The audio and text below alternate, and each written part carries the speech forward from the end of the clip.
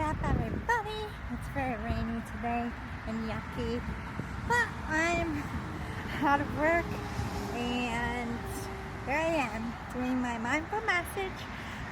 Today I'm going to talk a little bit about how to tip the scales in your favor in a court case dealing with sketchy motherfuckers.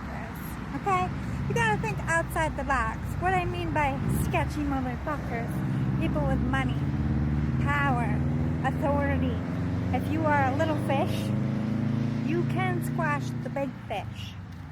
It takes a lot of work and a lot of diligence and a lot of waiting around and watching them win for a while before you get your victory.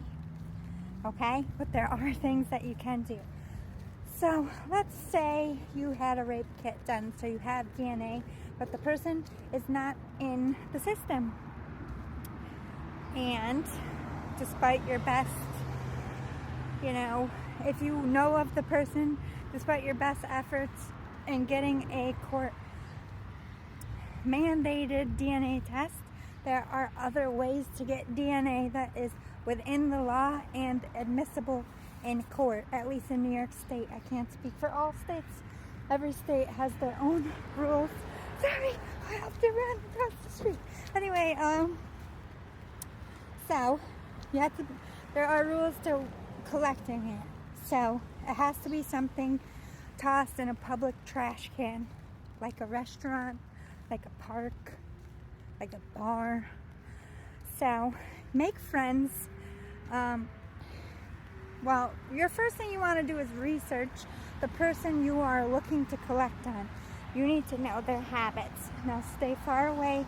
You don't want to get stalking charges, but if you need to know of a place like where you can collect DNA, and I have done this when I was in law school, helping little fish like myself catch these big fish, because without DNA, a lot of these crimes, they get away with that, or they pay the people off.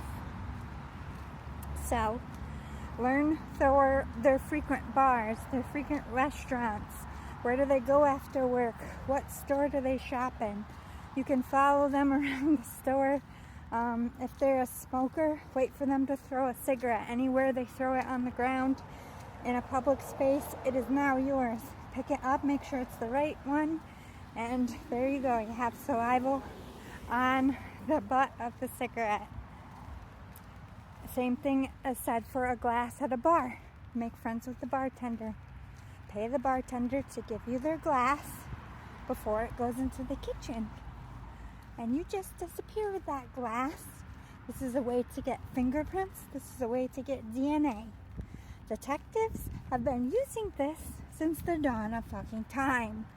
You touch a public dish, you leave it on the table, and you get up and you walk away. Well, who's to say where that dish went? But did you eat at that restaurant? Yes, you did. You're recorded there.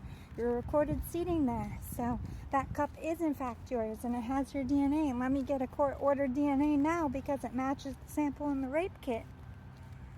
So now you're going to be able to get that court order. So let me match this glass to you then. It matches the DNA of the rape kit. So maybe she's telling the truth. A lot of times you have to pay for these to be tested in private labs, and they can get a little bit pricey, but it's not what you say, it's what you can prove.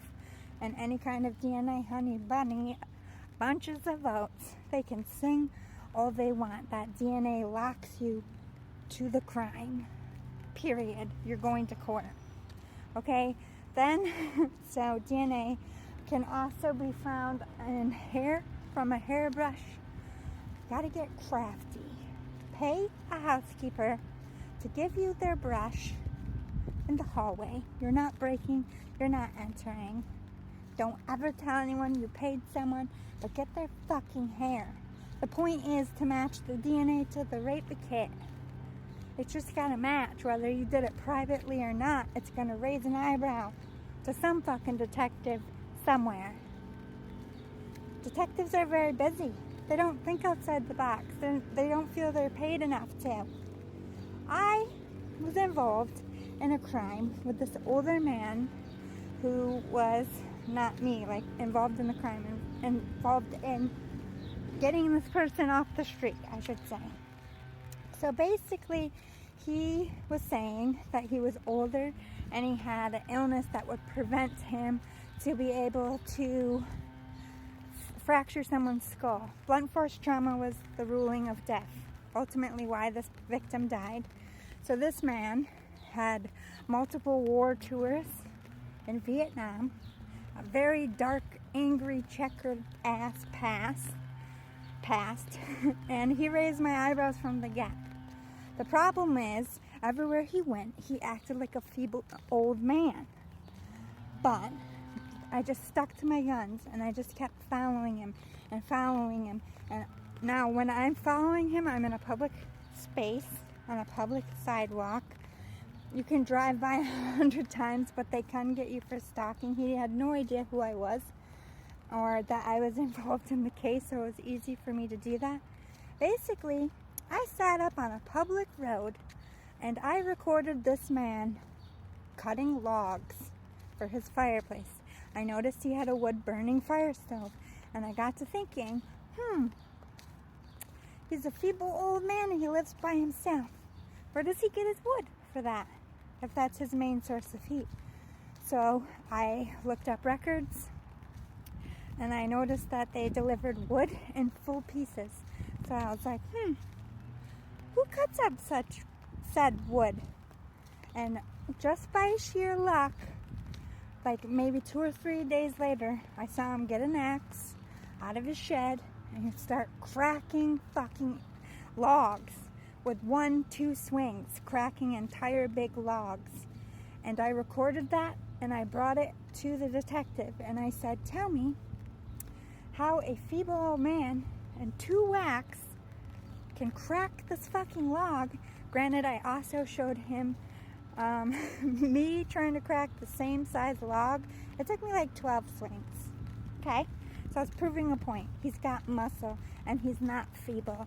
And that video alone got him in the court seat because it pointed the finger at the fact that he was faking whatever the fuck he was faking, which is why he was getting victims. Like, he'd act like a feeble old man, ask them for help, and then he would take them and do bad shit to them.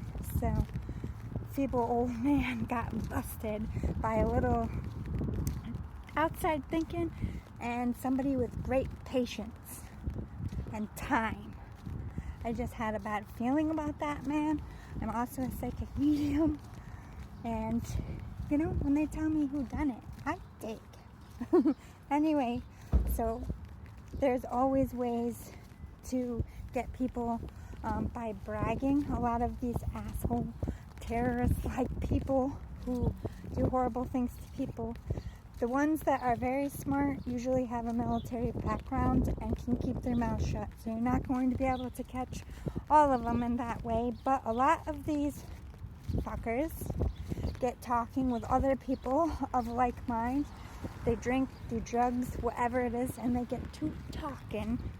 So if you were to put a said blabbermouth in a said situation with a maybe an undercover cop with you, or just record it, make sure it's well known that it couldn't be recorded, because all you have to say is, you might want to watch what you say because this could be being recorded right now. Just say that clearly, make sure that they acknowledge it and it's admissible in court. If you make them aware in some way, whether you even say it in a joking manner, you said it openly on the tape, watch what you say, because you might be being recorded. You gave fair warning. You can say it and like, guys, better lower your pitch, or you can say it like a joke, like, haha, you're being paranoid. Loose lips sink the biggest ships. And you know who else talks the most? Their fucking staff. So if you got a big bigot Rich, who gets away with it all, talk to their staff, because I guarantee you, they can be bought, and they saw a lot. Know where to look. Go around the bend. That's how you crack.